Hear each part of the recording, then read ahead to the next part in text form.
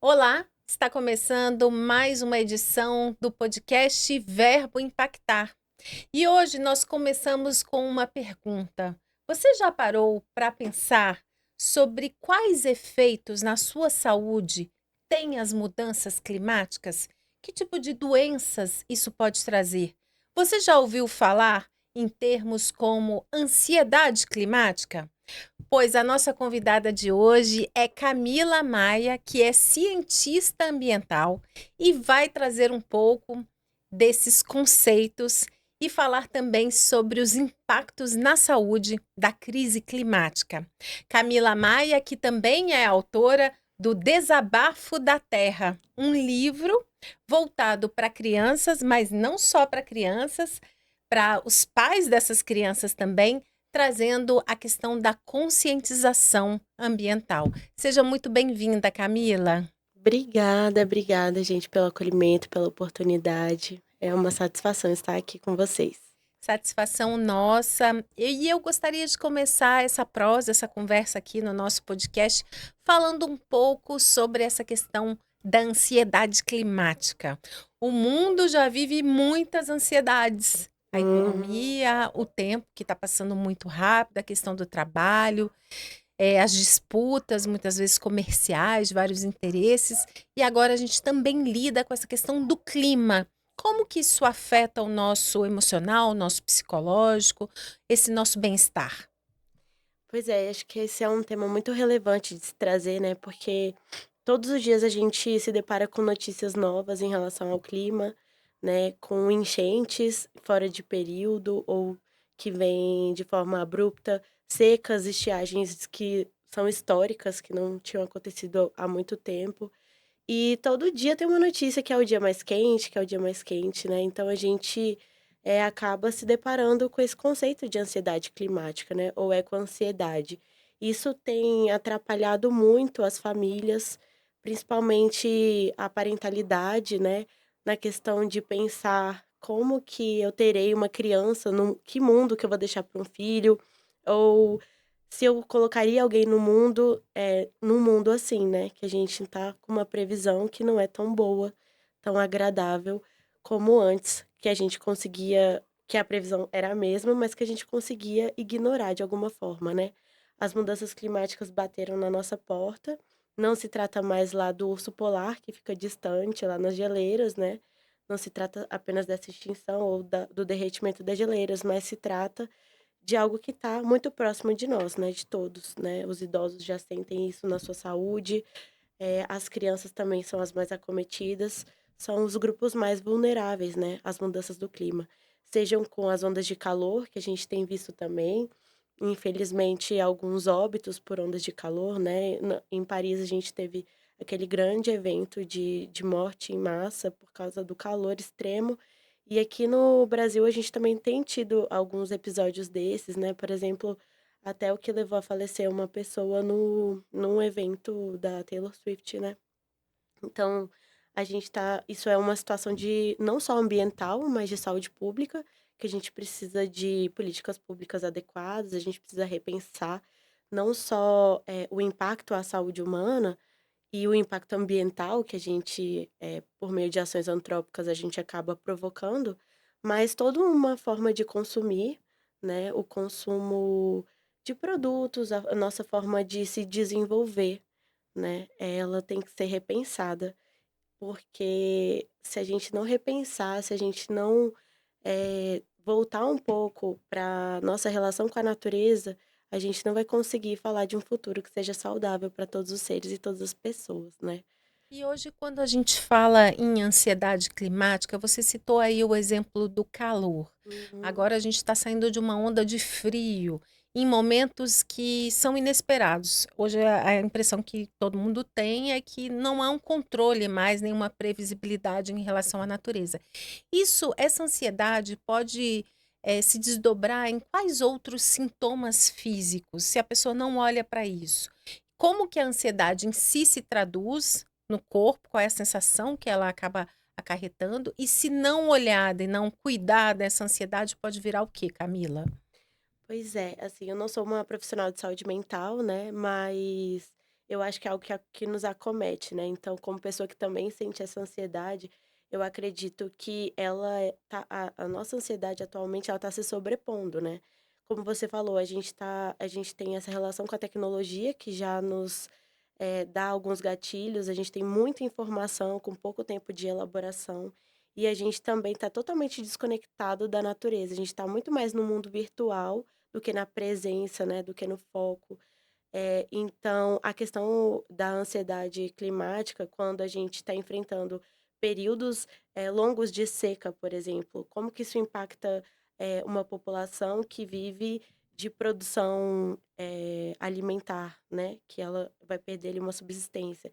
Então, a ansiedade ela vai ser agravada de diversas maneiras, dependendo da população que a gente está falando, né, do contexto dessa população, se ela está relacionada ao frio extremo, que também longas geadas atrapalham, por exemplo, nessa questão da alimentação, enfim, pessoas que, não moram em lares, né, estão em situação de rua, de vulnerabilidade, elas podem chegar a óbito, enfim. Então tudo isso vai gerando uma ansiedade na pessoa, depender do contexto dela. E eu acho que isso somado a todas as outras os outros gatilhos que a gente tem na nossa sociedade atual, realmente é algo que a gente precisa refletir e pensar com seriedade. E nem sempre quando a pessoa está vivendo essa ansiedade climática, ela associa a necessidade de mudanças de hábitos para não impactar tanto o meio ambiente.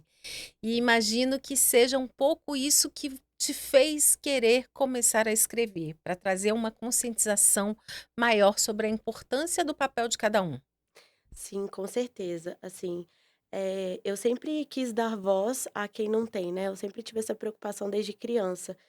E esse livro, ele é a voz da terra, né, como a terra se sente, como são os sintomas e sinais que a terra vem tendo e que se desdobram em conceitos ambientais mais complexos. Então a ideia do livro era trazer essa consciência ambiental, essa educação ambiental que é tão necessária para as nossas crianças, né, que o ato de imaginar, ele é um antídoto do colapso, como diz a Vandana Shiva, que é uma grande ambientalista. Então a gente imaginar um futuro melhor, a gente imaginar um esperançar, a gente se conectar com as novas gerações, mas não deixando as novas gerações com todo, com esse problema, né, com a responsabilidade de resolver, mas trazendo para o nosso presente essa responsabilidade, de já conscientizar as novas gerações, né, para que a gente consiga, de fato, viver num desenvolvimento sustentável, que é deixar um ambiente seguro para essas pessoas que vão vir, né, que já estão, nascidas e as que ainda irão nascer. Então, o livro veio muito disso.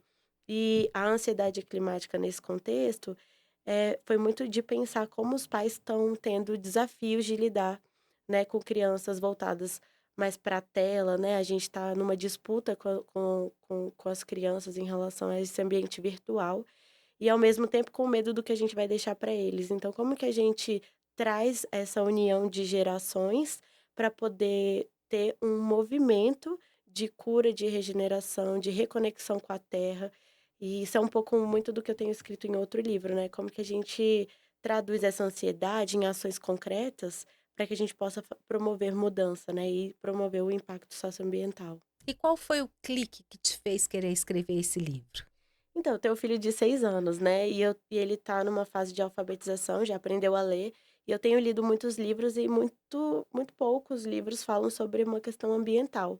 De fato, a gente não vê que isso tá dentro da grade curricular das escolas. Eu também consigo perceber que as crianças têm uma percepção da natureza muito mais elevada que a nossa, que é quase a gente vai desaprendendo essa conexão, e as crianças elas já têm isso de forma muito inerente, né. O próprio Instituto Alana é um instituto que trabalha meio ambiente e, natureza e criança, né, ele trata muito sobre isso, como que a natureza ela é um importante meio para o desenvolver cognitivo, psicológico, físico e emocional de uma criança. E as crianças adoram brincar com a natureza, né, subir em árvore e tal. E também a gente tem esse desafio da segurança, né, antigamente a gente crescia em espaços, mais ao ar livre, né, a gente ficava debaixo do bloco, ou debaixo, de uma árvore, brincando com os nossos amigos, e agora a gente está com esse problema de segurança que nos coloca mais prisioneiros dos Mais nossos lares, fechados. mais fechados. Então a gente precisa romper esse padrão, ver como que propostas factíveis da gente conseguir agregar as crianças, as famílias, né, porque a gente não consegue mais deixar só a criança lá, então como que a família promove, prioriza esse momento de articulação, de integração com a natureza, para a gente promover um futuro mais saudável. Você é uma estudiosa, uma pesquisadora da questão da saúde ambiental, seria isso. Sim. E como que você vê essa desconexão do homem com a natureza? Que impactos que isso tem na saúde? Ai, eu nos vejo totalmente desconectados, né, o ser humano ele, com a inteligência dele, se vê a parte da natureza e não como um membro dela, né. E aí, a partir do momento que a gente se desconecta, a gente começa um movimento de desenvolvimento totalmente, predatório, né, explorativo. E aí a gente faz essa desconexão. E aí a gente aprende muito com os povos originários a voltar a pensar na natureza como mãe, né. O Ailton Krenak, ele fala muito sobre a gente estar desnaturalizado, né, como assim, a gente não vê mais a terra como nossa mãe, né. E para os povos originários, os rios, o vento, as montanhas, a própria terra, eles são parte da família, né. São os grandes anciões, enfim, os troncos velhos deles também. E aí essa desconexão, ela desencadeia em problemas de saúde, de todos os tipos que você puder imaginar, né. Nós temos os problemas de saúde cardiorrespiratórios, por exemplo, quando a gente tem, um desastre, né, voltado para se a gente tem uma enchente, a gente vai ver que além dos problemas psicoemocionais que acontecem naquele momento, né, e vários outros de quando a pessoa já tem uma comorbidade, enfim, um tempo depois, a chance de ter infarto, né, é muito maior, os índices de infarto são muito maiores. Então a gente já consegue a literatura já consegue fazer, esse diálogo, né, desses impactos. A seca também tem seus impactos, né, a poluição atmosférica tem os seus impactos na saúde, enfim, inclusive agora com as epidemias de dengue, né, os vetores eles também se adaptam, eles também estão, a gente está num ambiente com mais calor. A gente está num ambiente, por exemplo, que algumas cidades não tinham tanta incidência de dengue como tem agora. Então a gente adoece uma população toda, porque a gente precisa reaprender a lidar com, esses fenômenos da natureza e como, nós mesmos, os nossos corpos lidam com isso e como os outros animais lidam com isso, né. Então, quando se trata de vetores, eles impactam a saúde humana também. Então, assim, é multifatorial, né. O problema das mudanças climáticas, ele impacta a gente de diversas formas, e isso ainda está sendo, bem estudado, bem trabalhado em relação a políticas públicas, como, por exemplo, o Plano Nacional de Adaptação à Mudança do Clima, né, que ele é um plano que está sendo desenvolvido pelo Ministério do Meio Ambiente, mas com parceria com todos os ministérios, que eu acredito que tenha, um embasamento, um norte para a gente poder aprimorar em vários âmbitos essa problemática que é complexa e interinstitucional. E muitas coisas, muitas questões de saúde, às vezes têm relação com o clima, mas a pessoa nem se dá conta, né? Porque Uhum, acaba se adaptando à rotina, naquela uhum. correria, há essa desconexão e ela não presta atenção. Com certeza. Existem, como eu falei, né, vários impactos que estão associados à saúde e muitas vezes a gente não consegue dizer: "Isso é por causa disso", de primeira, né. Quando a gente é atendido ali nos portões dos hospitais, a gente tem um acolhimento, dos profissionais de saúde de maneira muito pontual, né, a gente não consegue muitas vezes olhar todo um contexto daquele indivíduo, né. Por exemplo, se ele, passou por esse processo de ondas de calor, então a gente precisa conscientizar, os profissionais de saúde daquela região que aquele momento ali, aquele período, aquela situação vai estar acometida por isso, e isso vai trazer esses e esses impactos. Então, quando chegar essa pessoa, os profissionais de saúde já vão poder fazer esses links, né, que seja com extremo frio, extremo de calor, que seja uma doença que esteja relacionada a uma enchente, por exemplo, ou a uma seca extrema. Então, tudo isso a gente também tem que trabalhar com os profissionais de saúde para sensibilizá-los ao ponto de nos trazer isso na ponta, né? Diretamente com as pessoas que são atendidas. E tem algum país que já esteja mais avançado nesse tipo de estudo, de pesquisa, do que o Brasil? Olha, assim, o a gente na literatura a gente tem muitas referências, né. Acontece que aí esse ponto me faz lembrar sobre a justiça climática, né. Muitos países que são os que mais estudam isso, nem sempre são os que estão mais comprometidos com, reparações de mitigação ou adaptação às mudanças do clima, né. Então a gente tem geralmente os países que são os mais poluentes, os que mais contribuem para as mudanças climáticas, são os que menos mitigam esses impactos. E geralmente os países que são ditos subdesenvolvidos, eles são os que são mais acometidos, ou seja, onde a população mais sofre com as mudanças do clima e eles são os que menos impactam. Então, assim, ainda que a gente tenha uma literatura toda voltada, a gente tem alguns países de referência, mas a gente ainda consegue ver que as ações ainda são muito as ações ainda não estão tão bem estabelecidas para mitigar a justiça climática, enfim. São mais pontuais. Uhum. E nesse aspecto, você acha que a COP30 esse ano vai trazer à luz o debate sobre a questão da saúde ambiental? Então, num contexto global, a saúde ela não está no centro da COP, né. A gente teve aí os últimos anos, a saúde ela nunca foi mencionada, mas em 2023, se não me engano, a saúde foi um dos temas principais da COP. Então a gente teve um dia inteiro de discussão, da saúde, um dia com especialistas do mundo todo, a nossa antiga ministra Anísia estava lá, enfim, outras instituições aqui do Brasil, e a gente conseguiu colocar isso como centro de debate, que aí foi, assim, um avanço para a gente da saúde ambiental. Posteriormente, esse debate enfraqueceu, então a gente espera que nessa COP desse ano, que vai ser aqui no Brasil, né, em Belém, já está chegando, a gente espera que a saúde ambiental continue como o centro desse debate, né, porque quando a gente fala de mudanças climáticas é muito mais, eh, fácil as pessoas só pensarem no meio ambiental, né, mas quando a gente olha para o impacto à saúde humana, isso já traz uma série de desdobramentos que são hiperrelevantes. E eu acredito, assim, pessoalmente, que quando a gente une meio ambiente, conservação e preservação e saúde humana, a gente consegue avançar um pouco mais forte, né, nessa questão mesmo, de proteção à natureza. E com essas mudanças assim mais visíveis, você citou aí a dengue. A dengue é um caso típico Uhum. que a população toda sofre por conta dessas mudanças, alto calor, Uhum, acúmulo de água. uhum. Tem alguma outra doença que você acha que também tenha se proliferado ou ocupado um espaço maior por conta dessas mudanças climáticas? Aí eu ia até perguntar se, no caso da influenza, essas gripes, se elas também se aproveitam dessas mudanças de temperatura e em relação à imunidade do corpo. Eu acredito que a nossa imunidade ela fica, oscilando bastante. Eu acho que sim, tem influência, eu não sou especialista nesse ponto, né.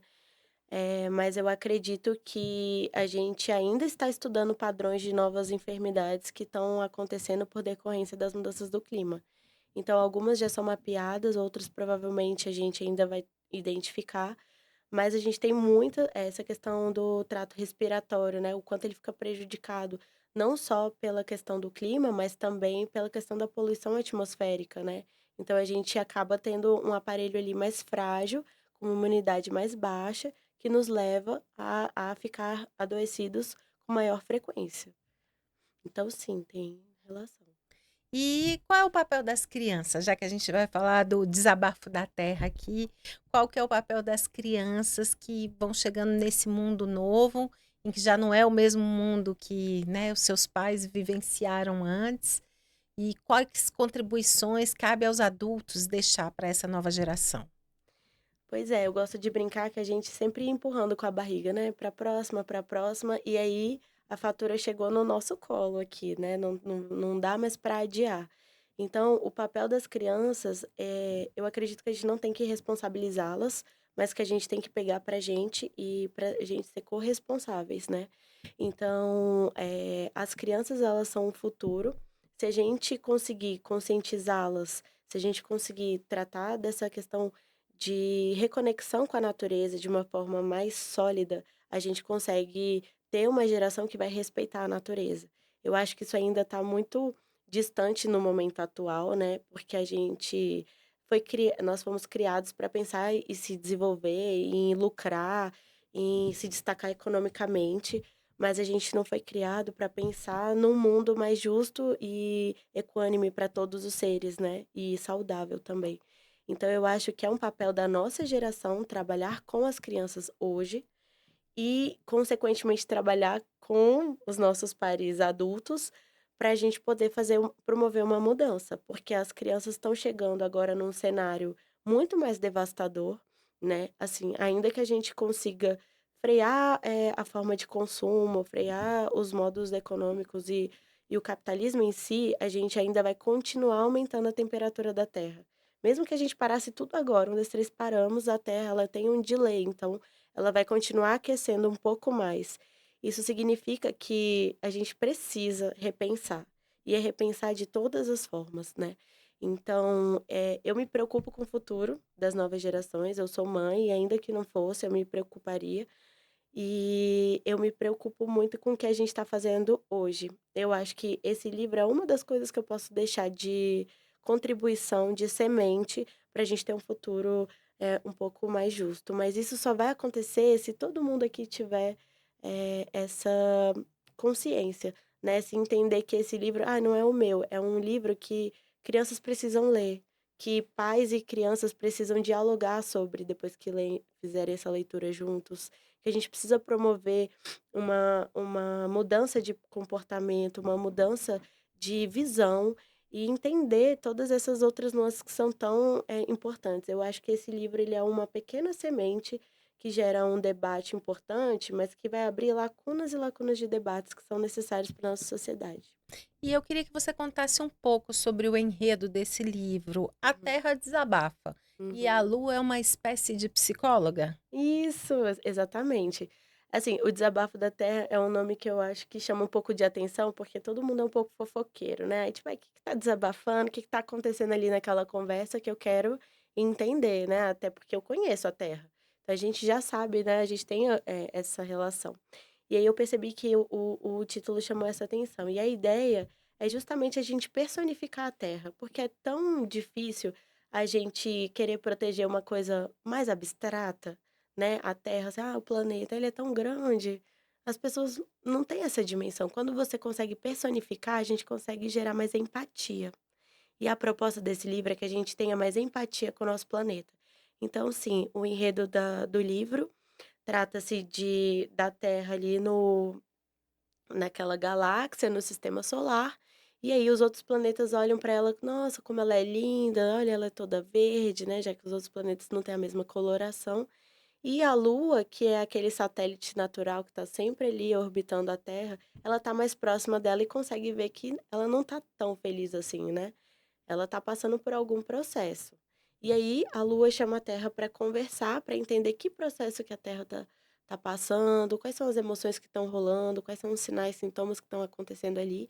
E aí, num diálogo muito lúdico e eu diria até poético, elas começam a dialogar e a Lua vai traduzindo os sinais e sintomas da Terra, essas emoções, em conceitos ambientais, como mudanças climáticas, eventos climáticos extremos, fala sobre as emissões dos gases de efeito estufa, né, que impulsionam as mudanças do clima, fala também sobre justiça climática, que eu percebi que é um conceito que poucos adultos têm, conhecimento, né, porque ele acaba sendo um pouco novo, não tão novo assim, mas de uma forma geral, sim.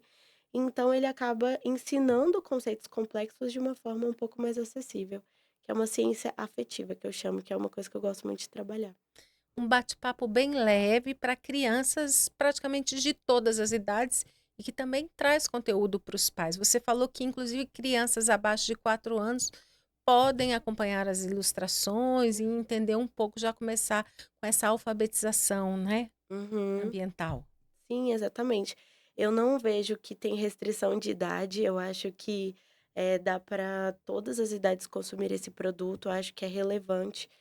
que tem esse debate entre eles. As crianças mais, as menores, elas vão conseguir acompanhar com as ilustrações, os pais vão explicando, talvez elas não peguem os conceitos mais complexos, mas elas já vão conseguir relacionando as emoções, porque elas também sentem as emoções que a Terra está sentindo, né?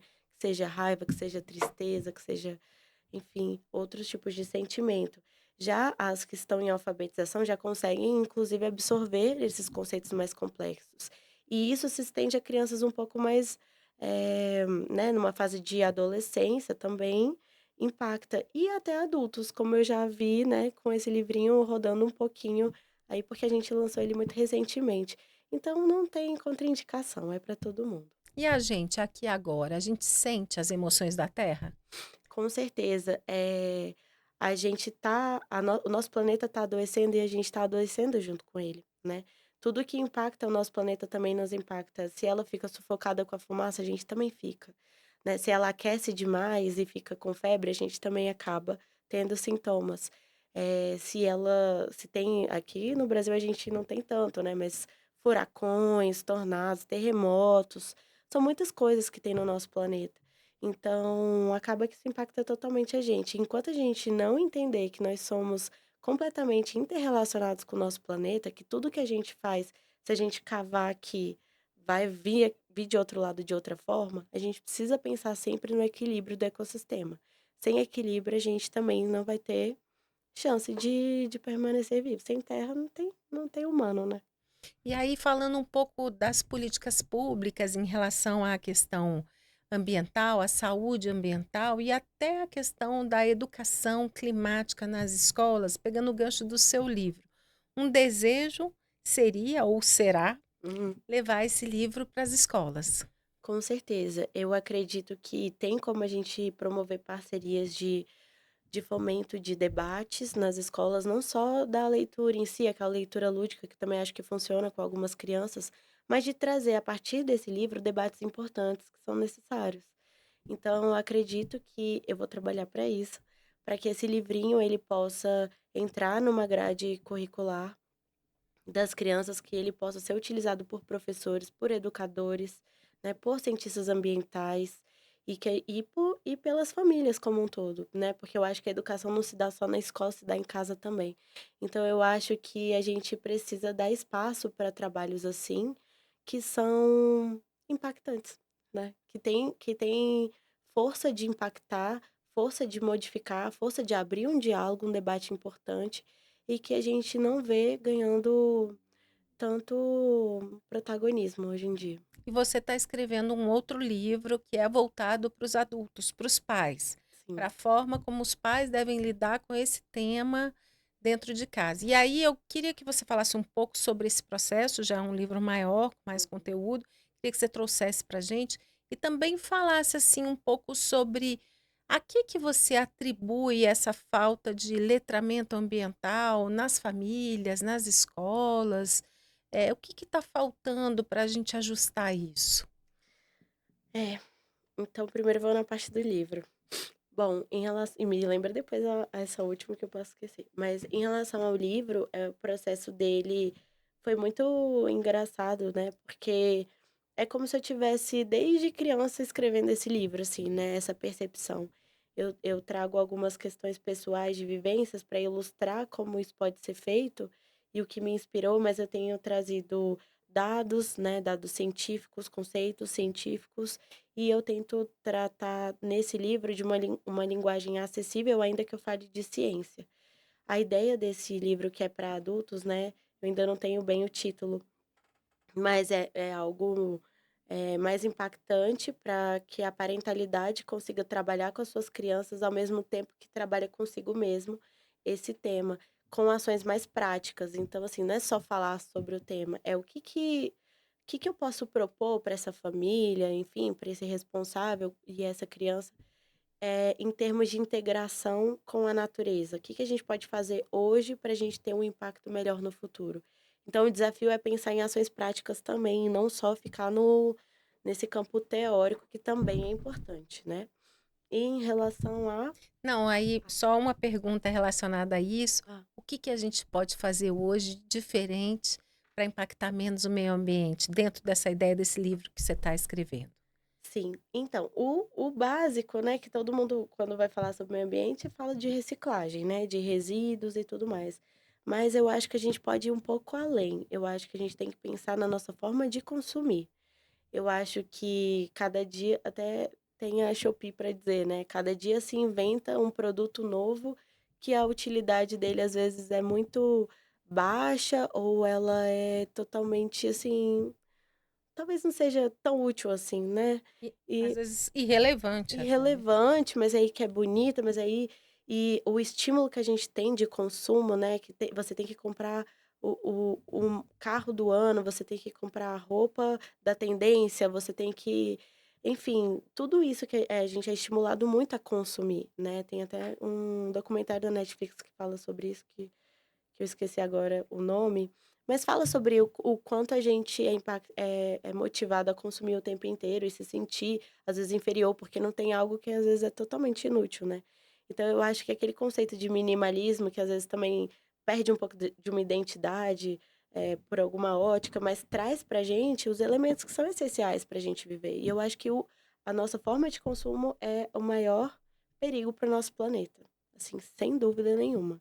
Eu acho que quanto mais a gente consome produtos que, não são ambientalmente, corretos ou melhor descartados, enfim, a gente está contribuindo muito. E também em relação à energia, né, a forma como a gente lida, não lida, né, a forma como a gente ainda coloca o petróleo como grande, como a nossa grande fonte de energia, ela me preocupa. Eu acho que a gente precisa passar por um momento de reestruturação em termos de energia para para a gente lidar com energias mais renováveis, né? Isso é um propósito. A gente tem cobrado, né, enquanto ambientalistas, o governo para repensar, e eu acho que pode ser um tema importante da COP esse ano. Energias mais limpas. Energias limpas, exato. E você vê perspectiva nessas mudanças? Assim, há alguns movimentos, Uhum. mas parece que às vezes avança e volta. Sim. Como que você percebe? Eu vejo que existem países que estão muito mais à frente, né, e eu acho que ele vai e volta, porque ainda não se há políticas que estimulem isso de uma forma muito, eh, sólida e potente. Eu acho que a gente ainda está muito, nesse sentido, preso ao mercado, querendo agradar as pessoas que detêm mais poder, né, então a gente está sempre assim: "Ah, quero proteger o meio ambiente, mas não quero deixar isso daqui de lado". Só que algumas escolhas, elas precisam ser feitas, a gente precisa, se colocar no lado certo da história e a gente também precisa entender que quando a gente não escolhe uma coisa, a gente também está escolhendo, né. Então, assim, todas as nossas escolhas, elas têm externalidades, né. Então, se eu escolher, a monocultura, por exemplo, né, um processo de agricultura voltado para uma cultura só, eu tô deixando de escolher uma agricultura que vai favorecer o solo, que vai favorecer a biodiversidade das espécies, enfim. Então, toda escolha tem uma não escolha ali embutida, e eu acho que a gente precisa se posicionar mais assertivamente. E isso só vai acontecer quando a gente sensibilizar de fato gestores que detêm o poder para isso. Sem políticas públicas direcionadas que façam com que todos os outros segmentos ou a população consiga aprender isso, eu acho que é complicado. Mas aí entra num campo ideológico que não é o meu campo, assim, eu não quero trazer campos ideológicos para o meu debate, é simplesmente um fato que precisa ser contornado, porque senão a gente não vai ter muito bem um futuro para poder estar debatendo mais. Mas aí, como sensibilizar e despertar as pessoas? Por exemplo, ano Uhum, passado, no auge das enchentes do Rio Grande do Sul, uhum, muitas pessoas falaram: Nossa, agora é verdade, as mudanças climáticas realmente chegaram, a gente precisa mudar, mudar a forma como a gente consome, como a gente se relaciona com a natureza. Mas as enchentes passaram e esse movimento, para muitas pessoas, também passou. Então, assim, como plantar essa semente e garantir que ela seja regada dia após dia, para que a mudança venha ainda que lentamente, assim? Como que você percebe a saída, assim, né, nesse jogo de Uhum. xadrez? Nossa, como é difícil, né. A gente também tem o exemplo da Covid, por exemplo, todo mundo lavava a mão, todo mundo passava álcool o tempo inteiro, mas aí a Covid foi embora, porque não foi, ainda tá aí, né, mas não com aquele impacto na saúde por causa da vacina, e as pessoas pararam de ter os hábitos. Então a gente se acostuma muito fácil, o ser humano ele se acostuma muito fácil com alguma realidade, né, e nem sempre isso é bom. Então a gente avançou muito, por exemplo, na questão da Covid com a ciência, mas a gente deixou hábitos, nem todo mundo trouxe consigo aqueles hábitos, né, de se proteger, estar, enfim, gripado ali, colocar uma máscara, enfim. E eu acredito que com o meio ambiente não seja diferente, né. Algumas pessoas tiveram essa sensibilização em relação às mudanças climáticas.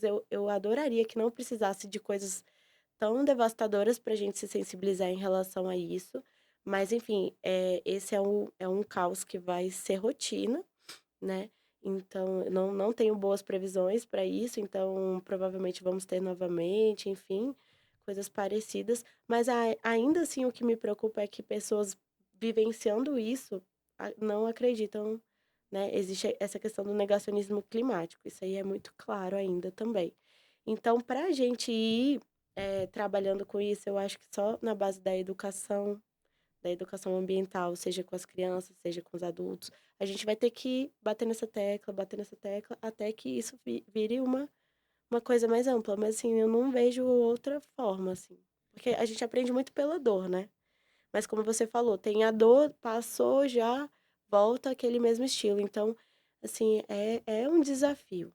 É um desafio, eu acho que é uma pergunta de milhões, né?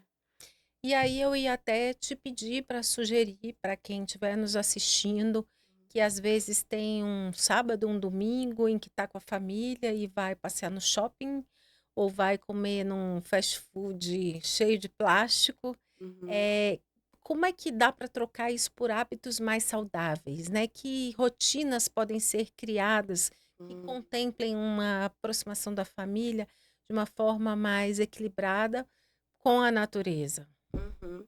Essa é a proposta da gente convidar as pessoas a se integrarem com o meio ambiente, né? A gente aqui está falando de Brasília, mas tem outros estados cheios de riquezas maravilhosas. A gente pode propor caminhadas ao ar livre, brincar com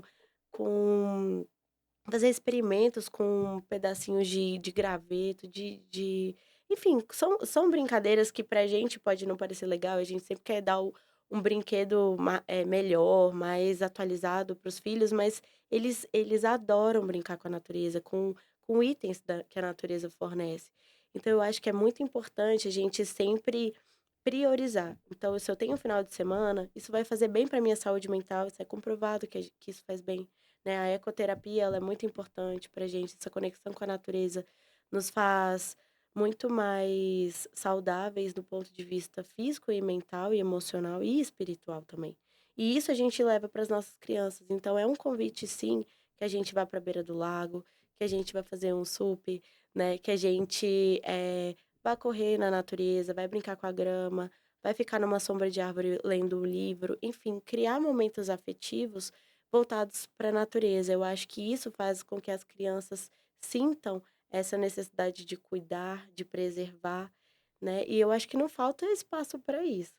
E a natureza, inclusive, você falou de brincar com gravetos, a natureza, inclusive, ela estimula a criatividade, né? Ela é um campo Sim. aberto, que seja uma bola, um graveto, um elástico, um pedaço de pedra para riscar o chão. Pintar, né, ver alguma coisa da natureza que achou interessante, pintar. Enfim, existem várias atividades que a gente pode fazer com as crianças, e a minha ideia é tentar mapear várias propostas para poder entregar isso para os pais, para as famílias, para, né, estimular essa criatividade de poder utilizar esse espaço da natureza, essa conexão com a natureza, estimulando que ela seja base familiar.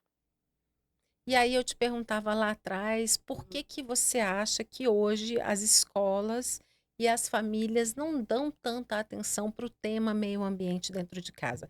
Porque existem vários temas que são abordados, que fazem parte do desenvolvimento de uma família ou dentro de uma escola, como educação, como, por exemplo, horário de dormir, de acordar, de escovar os dentes, tomar banho, de higiene Aham. pessoal, de saúde, de cuidados.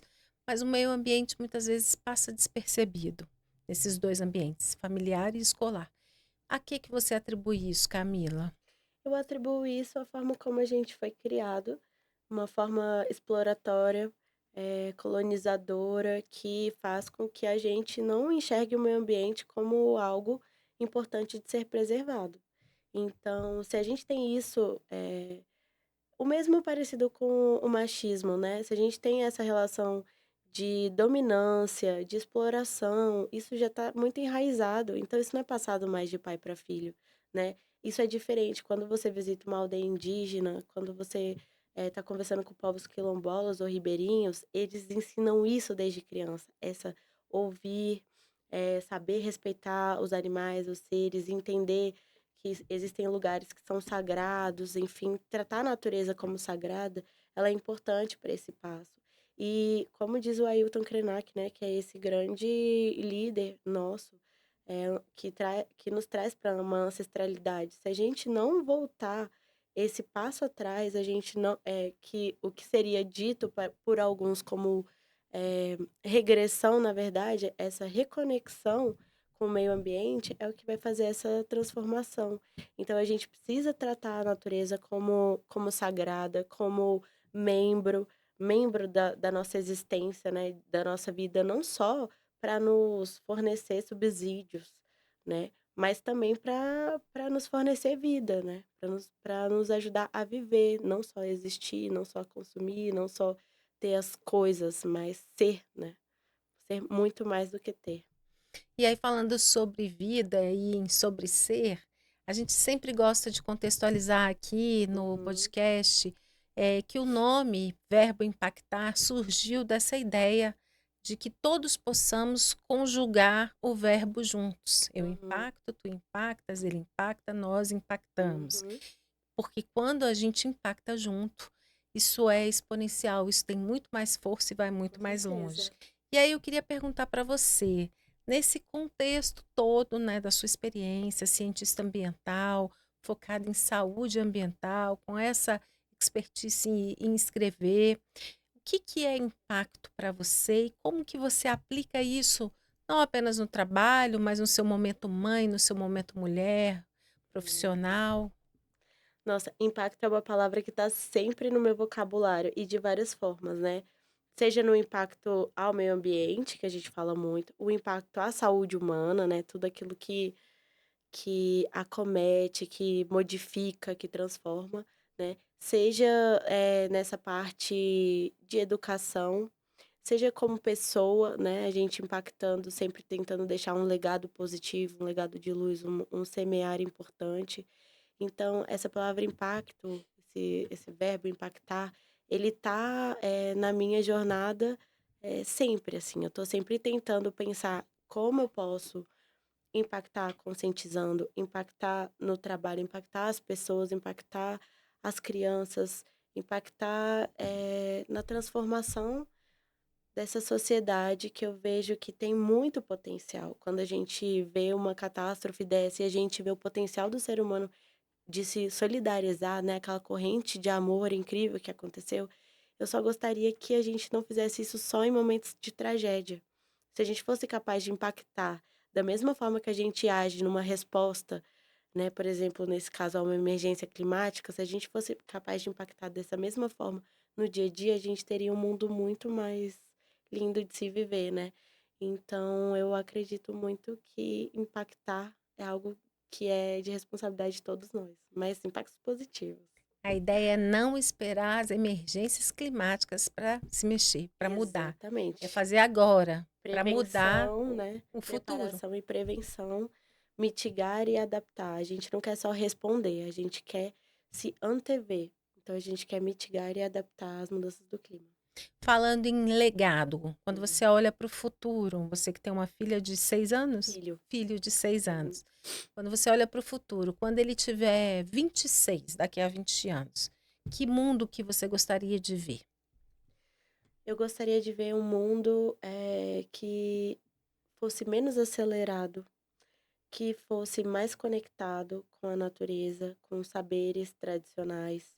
Eu gostaria de ver um mundo onde as pessoas fossem um pouco mais espiritualizadas, que tivesse menos machismo, menos racismo, né? Menos preconceitos de todas as naturezas. Eu acho que existe muito como a gente coexistir com todos os seres e com todas as pessoas que pensam diferentes e que são diferentes, se a gente tiver esse elo importante que é o amor. Então, eu acho que quando a gente tem aquele amor crístico, que é o amor incondicional, seja pelos seres, seja pelas pessoas, a gente conseguiria ter um mundo muito mais, até fico emocionada, mas assim, mais Mais humano, mais mais humano, equilibrado. mais equilibrado de se viver, né. Então, assim, o amor ele tá em tudo, né, e a gente não trata a natureza com amor, a gente não trata muitas vezes as pessoas com amor. Então eu acho que ter amor no centro da coisa, daqui a 20 anos a gente poderia ter um mundo muito diferente. Se a gente começar a diminuir esse consumo agora e olhar mais para o meio ambiente, Sim. daqui a 20 anos, que desabafo a Terra vai fazer para a Lua? Pois é, se a gente conseguir modificar agora, eu acho que a Terra vai falar com a Lua que: "Olha, teve tiveram mudanças, eu não tô mais sentindo isso, nem aquilo outro", então eu acho que elas teriam um diálogo muito menos problemático, digamos assim, né, com menos, emoções negativas e até destrutivas, mas seria um diálogo de mais carinho, de mais alegria, assim. E é possível.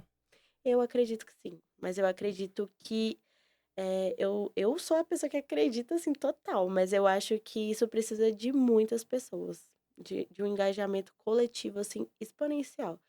Senão eu vou estar aqui falando para poucos, você vai estar aqui impactando poucos, e de pouco em pouco a gente faz muito, mas eu acho que a gente precisa que a sociedade venha junto.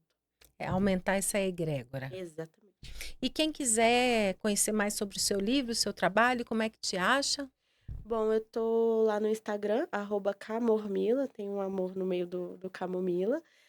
Lá vocês conseguem conversar comigo, solicitar o livro, eu também tô colocando ele na Amazon, né, e aí eu também tô já fomentando algumas parcerias que eu divulgo em breve. E você tá no processo de escrever o próximo, já tem data, já tem uma previsão? Ele já tá praticamente pronto, né, só ele vai passar por um processo de revisão, mas como esse saiu antes, que ele é mais curtinho, eu tô priorizando dar essa divulgada nele, nesse primeiro, até para eu aprender um pouquinho desse caminho da autoria independente, né, que é algo muito novo para mim. Apesar de da gente trabalhar com academia, escrever livro é outra história, né. Então é muito desafiador esse espaço também como autor independente, mas ele vai abrir portas para que o outro navegue com mais tranquilidade. Camila, a gente está chegando ao fim. Eu queria muito te agradecer por ter vindo. Parabéns pelo livro, pelo Obrigada. projeto, por essa bandeira aí, Uhum. desse cuidado com a terra.